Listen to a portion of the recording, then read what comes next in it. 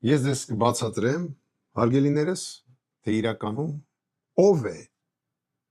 է Նիկոլ Փաշինյանը, ում համար է ծառայում Նիկոլ Փաշինյանը, ինչ խնդիրներ է կատարում Նիկոլ Փաշինյանը եւ ինձ թվում է այս հաղորդումից հետո դուք բոլորդ կհասկանաք ինչ է կատարվել Հայաստանի հետ։ Ես հիմա ձեզ կընթերցեմ Ամերիկայի դեսպան կհիշեք Յովովիչ այդպես մի հատ տիկին կար, մենք սա կհրապարակենք, սա իր զեկույցն է Փաշինյանի մասին, որտեղ գրվում է, որ 95 թվականից Նիկոլ Փաշինյանը համագործակցել է Ամերիկայի դեսպանատան հետ։ Իսկ այս փաստաթղթի, որը զեկույց է, ոմն Ամերիկայի հատուկ ծառայությունների աշխատակից պսևդոնիմը Միլլեր զեկուցում է, որ կոնտակտ է տեղի ունեցել, կոնտակտը հաստատվել է Նիկոլ Փաշինյանի հետ, սա էլ ենք հրապարակել։ Կապը հաստատված է։ Լրագրողը ինքն է համագործակցության պատրաստականություն ցուցաբերում։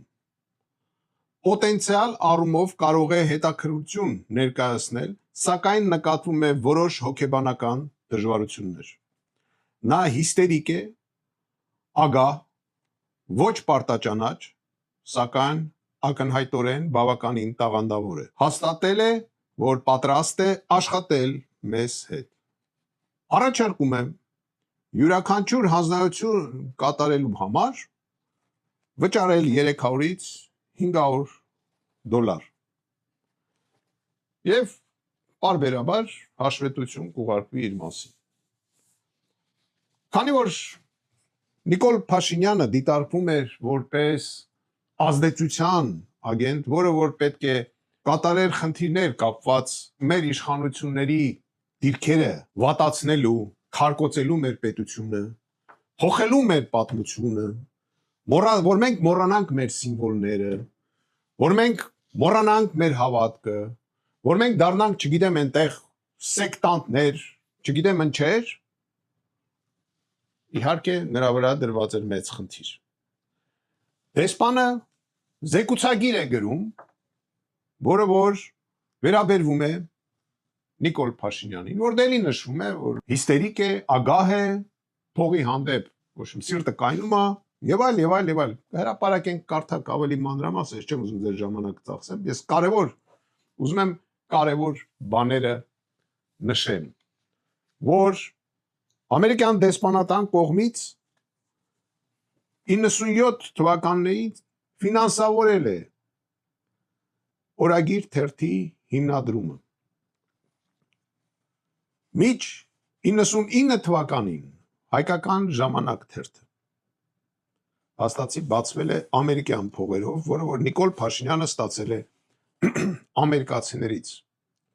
Բացի դրանից 2008 թվականի մարտի 1-ին Նիկոլ Փաշինյանի անունը լսեցին արդեն Ամերիկայի Միացյալ Նահանգներում բարձր մակարդակով, քանի որ ինքն է ժողովրդին դրդում ապստամբության, զինված ապստամբության, նշում եմ, ինքը։ Եվ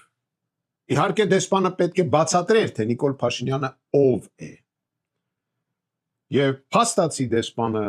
ասում է, որ 95 թվականից իրենք համագործակցել են, իսկ մյուս փաստաթուղթի հիման վրա 96-ին ինքը արդեն դարել է ամերիկյան ագենտ։ Փաստացի դավաճան։ Ինքը հայ ազգի դավաճան է։ Ինքը չի ծառայել հայ ժողովրդին երբևիցե։ Ոչ մի դեպքում։ Ինքը նույնիսկ այն թերթերը, որ բացել է, չգիտեմ, լրատվական միջոցները, որ իր ձեռքի տակ ունեցել է, նա չի ծառայացրել հայ ժողովրդին։ Ինքը մարտի 1-ին հայ ժողովրդին հանել է եւ դրդել է առճակատման, որի արդյունքում արյուն է թափվել։ Ինքը 20 թվականին մեզ տարել է պարտության։ Ինքը 23 թվականին միանձնյա հանձնել է մեր Արցախը։ Բոլորդ գնացեք ընտրելու։ Շանս ունեք խաղաղ ձևով սրան հանել ու ռադանել։ Հակառակ դեպքում սպասվում է քաղաքացիական պատերազմ, սա դավաճանն է, տվեց մեր հողերը, տվեց Սյունիքը, տվեց ընդերքը, ամեն ինչը, լսեք, ամեն ինչը, ոնց որ ինքը տկլոր եկել ամել մեզա տկլոր ասում, մի ընտրեք դրա, մի ընտրեք, տեսեք ես չեմ ասում, գնացեք 15 համար ընտրեք, գնացեք 3-րդ համար ընտրեք, գնացեք չգիտեմ որ համար ընտրեք, չէ, գնացեք ընտրության, մի ընտրեք Նիկոլին, մի ընտրեք, փոխեք երկիրը, բերեք նոր մարդ, վերջի 30 տարվա մեջ, ոչ մեկ 3 սրոք չի եղել երկրի ղեկավար, ու առաջինը չպետք է լինի Նիկոլ Փաշինյան, այդքան բան, մնացածը կհրապարակենք, թողում եմ ձեր դատողությանը, իմ կարծիքը իրա մասին դուք լսեցիք,